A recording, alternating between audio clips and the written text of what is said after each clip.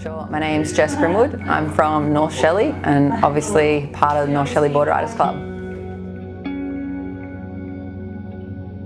I've been part of the club since it was probably 11 or 12, surfing with all the same guys since about then, and went for a bit of a quiet period for a while in the club, but we're raging now.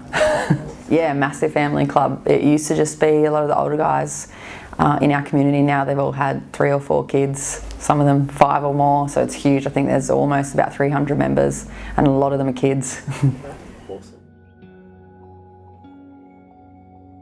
For my surfing personally, it was really supportive, especially coming up from a junior to the QS, and then now we have such a big junior contingent. We have, you know, all the Vaughns, Molly Picklum, a bunch of super groms coming through, and the club just pushing and pushing. If they want to do the training, the opportunity's there for them.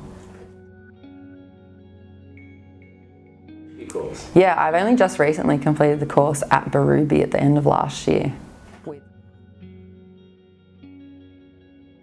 Yeah, I have one before I did the course. This would have been 5 or 6 years ago. I was on the beach at home at SHELLY, and it was just myself and actually Claire, Bevel Aqua, pretty well known surfer as well, and there was 2 Chinese guys that got dragged out into a rip.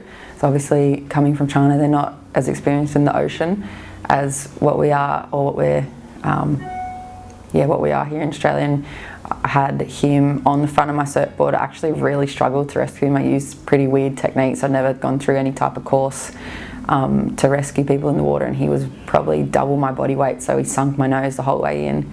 So it was actually a really tricky rescue, and Bevo had the other guy on her board, and she's obviously 4 foot nothing, so he sunk her board as well. And I noticed going through the course at the end of last year, the other techniques with getting washed in sideways on your board, I didn't even think about it at the time, wouldn't have even come into my mind.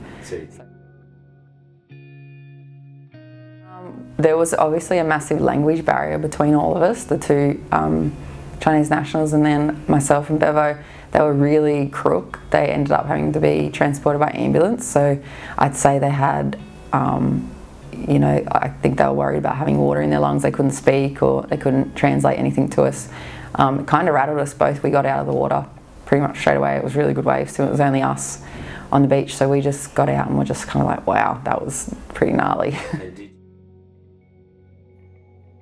Yeah, we're lucky because the ambulance officers in our area as well at SHELLY and North Shelley are part of the club too, and part of the whole community, so we got to chat with them afterwards, probably a week later, and just said what happened, like what actually was happening for them. So that was a nice debrief.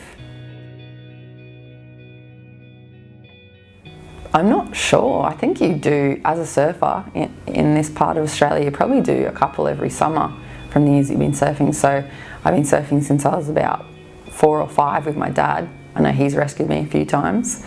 And then, yeah, once you get pretty confident in the water, probably a couple every summer, I'd say. So,